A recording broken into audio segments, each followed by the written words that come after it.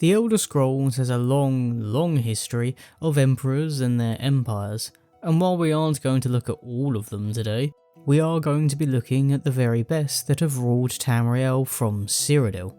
Okay, not all of them have ruled the entirety of the continent, but you get the idea, and we're going to specifically be looking at the 3 empires established following Alessia's Dragonborn Covenant with Akatosh, including the kinda weird spin-off that is the Mede Dynasty. They aren't called the 4th Cyrodiilic Empire despite being a new dynasty, but will have a section all on their own. Yes, despite the lack of dragon blood, the Mede Dynasty, which currently rules Cyrodiil as of Skyrim, does actually have an emperor worthy of this list of mine. Of course, this is all my opinion, and if you consider yourself a sage of Elder Scrolls lore, do debate my choices and perhaps each other about who deserves to be mentioned today. But to give you a basic rundown, the eras and thus categories we're looking at in detail today are the Alessian Empire, the Second Empire under Reman Cyrodiil, the Septim Dynasty, and the Mede Dynasty. Let's start chronologically by looking at the Alessian Empire. The foulest of a foul race, 1,000 curses upon his unholy name. The big problem with the Alessian Empire is that it is in a time that is shrouded by a lot of mythology and stuff that may or may not be true. For the sake of this video, we're going to assume a lot of this stuff coming from the Song of Pelennor is true, otherwise we have basically nothing fun to work with. I know the Song of Pelennor is utterly insane, but I mean, what else we got? Another problem is that despite how long this empire ruled for, many of the emperors are known for only 1 or 2 events, but I think it's safe to nominate and start talking about Alessia herself, the founder, the saint, and the slave queen. She led a rebellion that freed the Needs from their enslavement at the hands of the Aelids, basically a form of ancient elf that ruled much of the heartland of Tamriel. And while much of the actual warring was accomplished by her demigod lover, Morahouse the Manbull and, whatever an Aetherius or Oblivion Pelennor is, she didn't screw it all up once the White Gold Tower was put on her lap, metaphorically speaking. This might seem like an easy task, but you have to bear in mind that she had some elves, the Needs, and the Nords in her ranks, and getting them all to play nice wasn't necessarily easy, especially for a woman with no political education. Remember, she was a liberated slave. Now while the Nords weren't part of this empire, they were stalwart allies, and Alessia is mainly credited with 2 major breakthroughs. One is the covenant with Akatosh, giving her lineage the dragon blood, something that may have lasted until John Skyrim, potentially, but at least until Martin Septim. This kept the Daedra out of Nirn, and we see in Oblivion why this was so important, and how bad it could have got. Well, unless you're Argonian, apparently they were having the time of their life. This also gave her a provable divine right to rule, and it's a hell of a way to secure a legacy, but that's not all she did. She also established the 8 divines as a way to appease both elves and humans. This didn't stop them from fighting each other all the time, but that's an impossible task at the best of times. The Pantheon endures to this day, and outlasted Alessia's long lineage, if we consider that her covenant with Akatosh ended with Martin Septim. All in all, she's been a force for good, and her status as a saint is well earned, considering her empire is the one that started it all. She does have a few downsides though. One is how bloody her rebellion was, somewhat needlessly so, considering that Pelennor was busy doing Pelennor things. If you want to know what those things were, I have a video all on that. But Alessia was the only one known to successfully calm the P-Man down. She probably should have calmed her hydrogen bomb down a bit more often, since Pelennor didn't really care about sides. For instance, while entirely neutral, the Khajiit were on the receiving end of Pellennor's madness, and well, neutrality wasn't really a choice that they could have. The other flaw is that she's kinda into bestiality. Yeah, I'm not joking, it's kinda weird. She fell in love with Morehouse the Man-Bull who, well, this is him.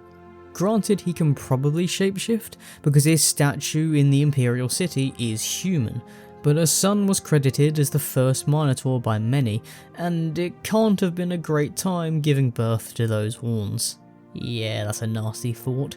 To be fair, Alessia is pretty great all in all, at least from the stories we have about her, coming across as a woman with integrity, piety, and seemingly pretty pure intentions. Outside of Alessia, her direct line didn't have the best time ruling after her. Now I say that like the Empire didn't last for around 2000 years, but the biggest problem we have is a lack of information.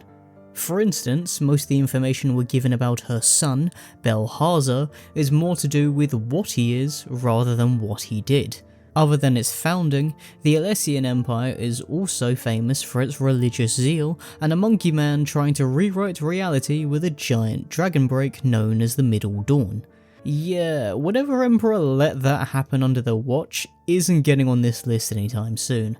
There's also the disaster that was Gorius, who got punked by Rislav the Righteous, and if you've heard that name before, it's probably because he's the dude with a statue in Skingrad.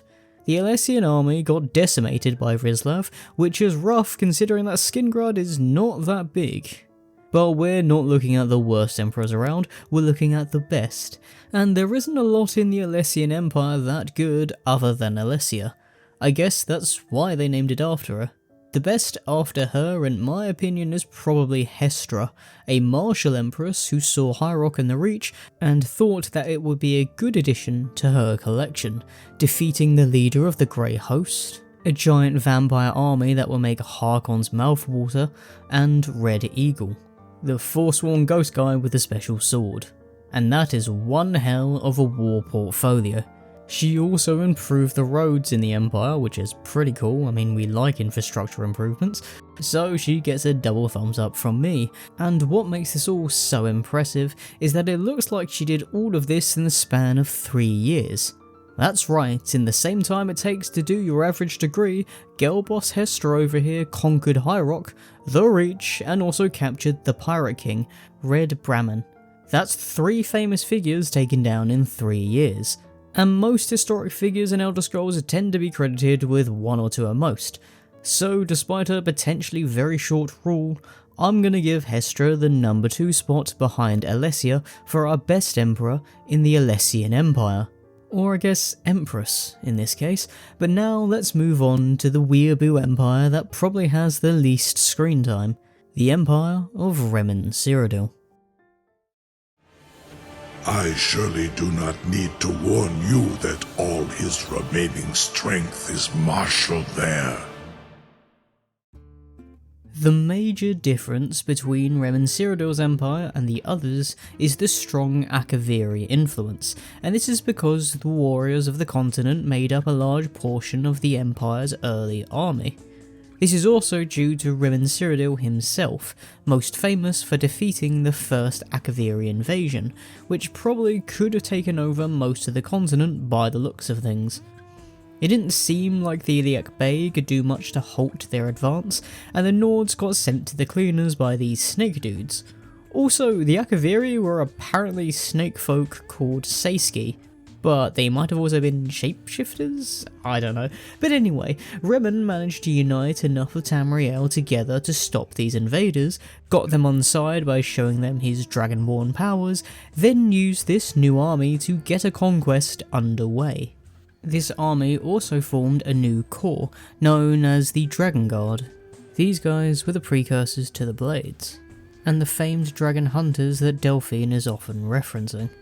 In many ways, it seems that Reman is kind of type a Septim Light, conquering most of Tamriel but not all of it, and famous for being a warrior conqueror, rather than a pious saint like Alessia. Reman even reached godhood, allegedly, and it doesn't seem like he committed as many war crimes as Tiber, seemingly being a reasonably solid dude. He is spoken about in a very mythical way, however, so take a lot of what I say here with a grain of salt, but we don't really know the truth. If he did have a flaw, it would be his relationship breaking down with Vivek of Morrowind. You see, the pair worked together to repel the Akaviri originally, but for whatever reason, this allegiance broke down pretty badly, leading to a lot of leaders in Reman Cyrodiil's empire getting assassinated by the Morag Tong, which we'll cover later. Weirdly, another emperor worth mentioning from this period is also called Reman. Yeah, real creative there considering there are 5 emperors in this period, and 3 of them are called Reman. But only 2 of them make this list. So, after Kastav took over from Reman I and proceeded to shit the bed, for lack of a better term, he was deposed of by Reman II, who had to fix the mess his precursor had made. This included a rebellion in Winterhold, which would have been an actual city back then, not a hamlet with like 3 huts or whatever. He dealt with this relatively swiftly, then managed to conquer Blackmarsh in 26 years, which may seem like a long time, but consider that when Marin's Dagon, an actual Daedric prince, tried to attack the province with his unlimited forces, his demon dudes got biblically beat down from the Argonians using history steroids. Sure, they probably didn't have those steroids in this invasion, because the Hist are kind of, well, dickheads like that, but Blackmarsh is notoriously difficult to even visit, let alone conquer. This is likely where Reman II earned his reputation as a great tactician, one that the Special One would be proud of, but his streak would end when he tried to invade Morrowind in an event known as the Fourscore War. He bit off more than he could chew, and Morrowind continued to plague the Second Cyrodiilic Empire by ending another Reman. Oh, and he committed adultery and had a bastard son, so, he's not the most virtuous emperor we've ever had. Still, he did pretty well in the end, and was even known to oversee a boom in the arts during his rule, which is always nice to have, and thus I would put him just behind Reman I, just as his name would suggest, but I think there's another name worth mentioning, and one you might not expect.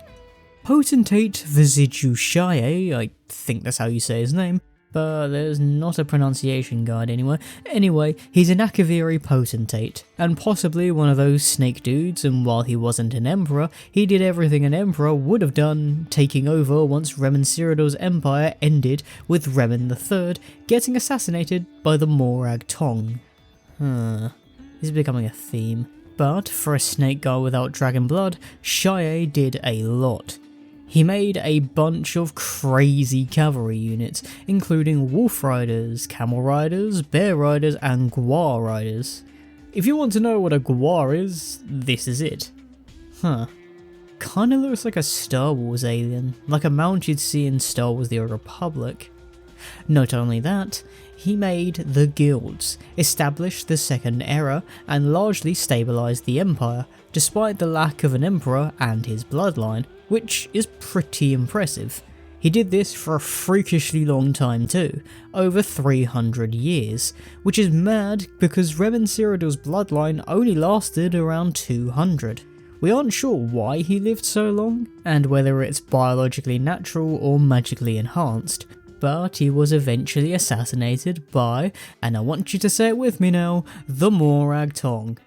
At least, allegedly, and people really knew what they were missing when Shaye's son, Severian Sharak, god these names, took over since he proved to be a bit of a dud compared to his old man. He didn't rule for as long either since he was assassinated by the... Wait a minute. This can't be right. It says Dark Brotherhood, not Morag Tong. Well anyway, this was one assassination too many, and the empire fell following Sharak's death, which moves us quite neatly to one of the most famous empires, and the one we spent 4 of the main Elder Scrolls games in, the Septim Empire, also known as the Third Cyrodiilic Empire. Remember me, and remember my words. This burden is now yours alone. You hold our future in your hands. I don't think it should be any surprise that Tiber Septim made it onto this list. He conquered all of Tamriel, and when he unified the place, he oversaw decades of rulership crowned as the Golden Age. So, well done buddy, you did something that no one else has. He also became a god in quite possibly the most complicated way possible, check out this video for that, and is such an important figure that people are fighting a civil war in Skyrim for him despite the fact that his empire, or at least his dynasty, fell 200 years prior. Rather controversially, I'm not sure I'm going to put him as number 1 though, for several reasons. One, his conquest was extremely violent. He may have committed several war crimes, if Tamriel had their Geneva I guess, committed adultery, possibly with a minor, and then we have whatever the hell happened with the Underking. Granted, because Tiber Septim and his godly title, Talos, is such a complicated figure, we don't know how much of this stuff is true and what interpretation to go with half the time. But because the Underking exists and the original Numidium is no longer around, the chances of him using the Dwemer Gundam to destroy a bunch of neutral nobles after all the fighting had been done, thus causing the Underking to step in, is probably true. Also, even if she wasn't underage, which she probably wasn't, given how bad the real Baron Zaya book is with dates, his affair with the Dunmer princess probably doesn't shine him in the best light, because, well, adultery. If we're looking at it from a purely martial standpoint, then yeah, Tiber Septim is the best there is. Sure, he had plenty of advantages and made sure to use all of them to do something no one else has ever done, conquer and then rule all of Tamriel. It's still one of the most impressive things anyone has ever done in this universe. Keeping the continent stable during his rule after the conquest is highly impressive too, although he isn't the only one who has a claim to be the best emperor of the dynasty.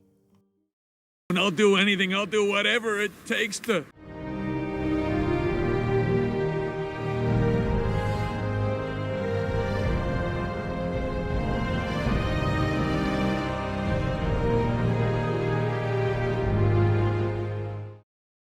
While we're here, we might as well quickly mention Martin Septim, whom I don't have a lot to say about. The problem with Martin is that he didn't really get to do much ruling, so we don't know how effective he would have been as an emperor. He was all about damage control, and I personally put him in another category of saint, martyr and hero. Don't get it twisted.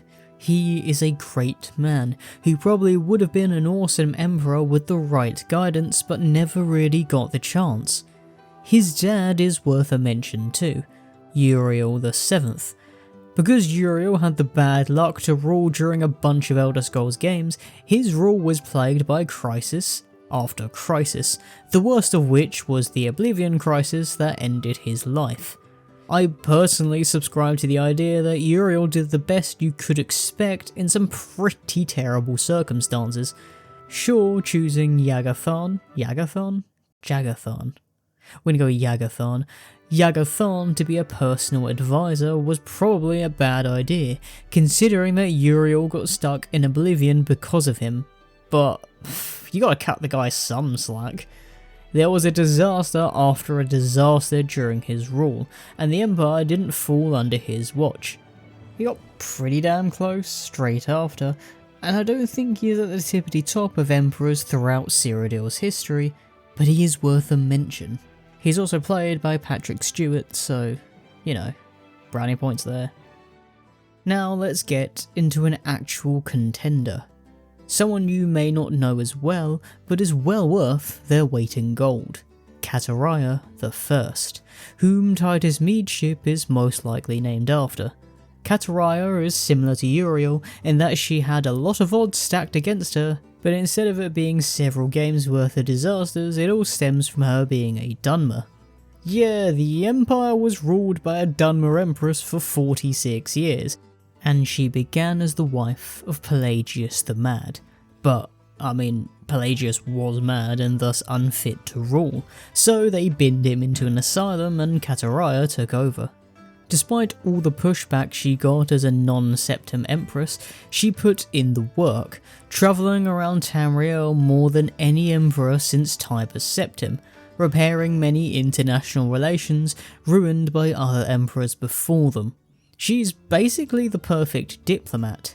But the thing is, Cyrodiil was never really fit for the role, and never had the training or practical knowledge of other emperors. So much of the day-to-day stuff was done by the Elder Council, a council, mind you, that constantly pushed back against the Dunmer ruler, although her travels had won her the hearts of the common people, again showing how much of a good diplomat she is.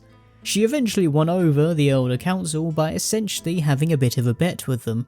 You see, they wanted to find a new armourer to outfit troops sent to Blackmarsh. Cyrodiil favoured a former slave, named Cyrodiil, an Argonian from Vivec City, while the Elder Council liked Cyrodiilic, who was apparently the best in the Imperial City. Thus the bet came about. Cyrodiil had each smith arm a champion, and the winner would determine who would do the smithing, which ended up being Cyrodiil.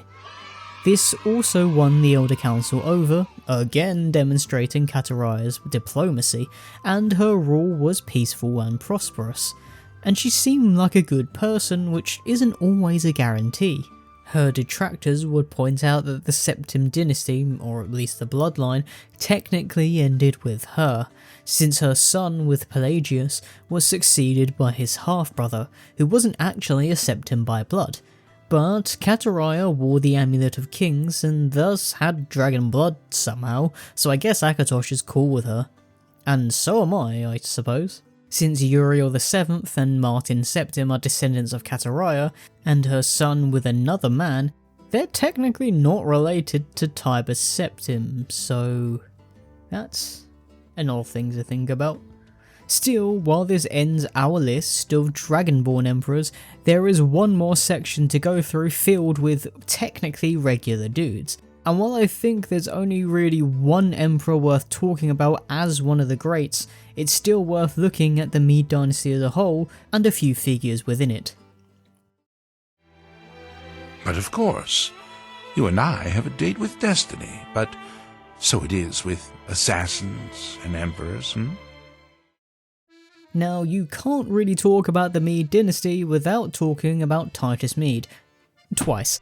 I'll explain why later, but I do want to point out that I don't think the terrible situation the Empire finds itself in Skyrim, is entirely Titus Mede II's fault.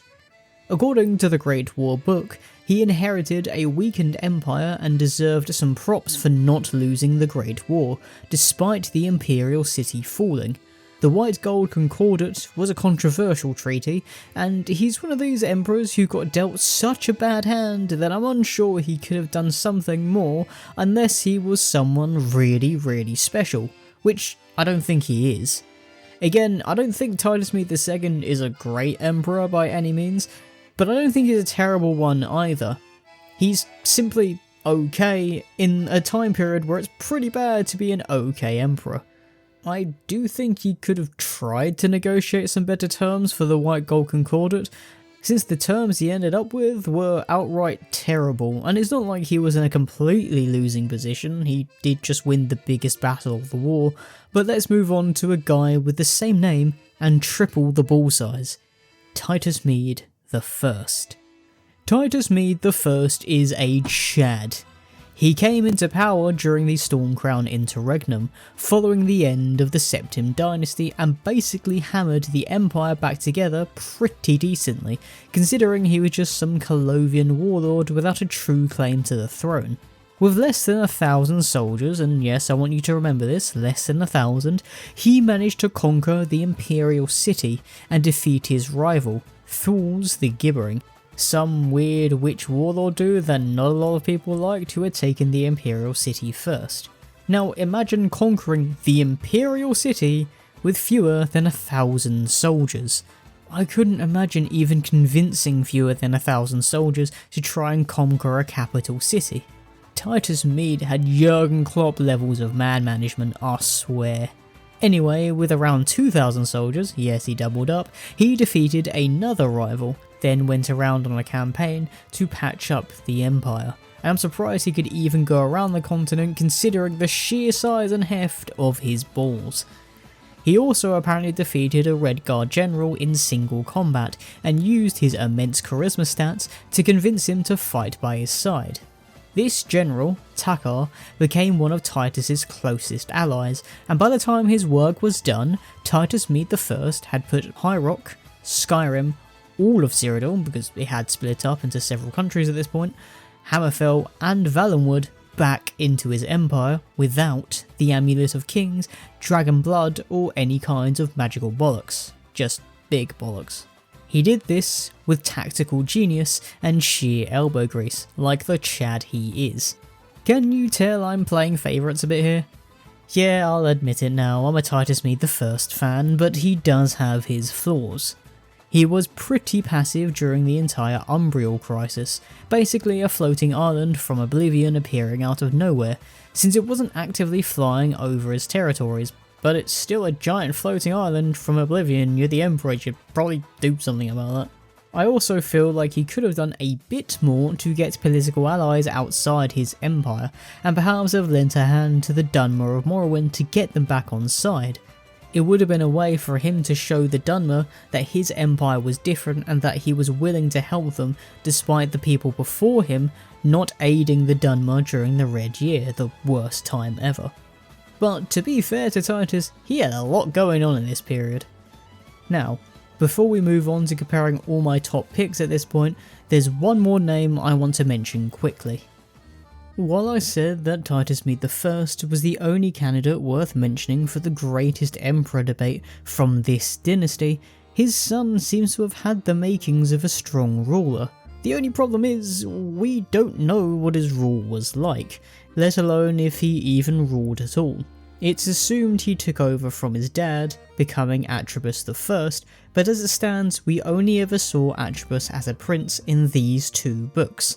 As princes go, he was pretty decent, being a bit impulsive and naive, but he was one of the heroes that dealt with the Umbriel mess, and in a show of great humility, asked not to take credit for it. He was also a famed warrior and a military general, winning battles against the odds, showing that he took after his old man, but again, as an emperor we know nothing.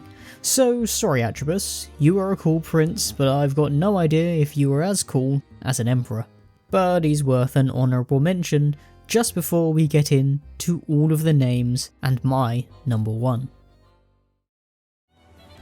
But it is one thing to talk of becoming emperor, and quite another to actually be the emperor. So let's review these names one more time. We have Alessia and Hestra from the Alessian Empire, Reman 1 and 2 and potentate Vizigishae from the Second Empire, Tiber Septim and Cazariah from the Septim Dynasty, and Titus Mede I from the Mede Dynasty. Ultimately, I think it depends on what you value most. Since Alessia, Reman I and Tiber Septim clearly achieved outrageously impressive things, especially Tiber conquering all of Tamriel and overseeing a golden era.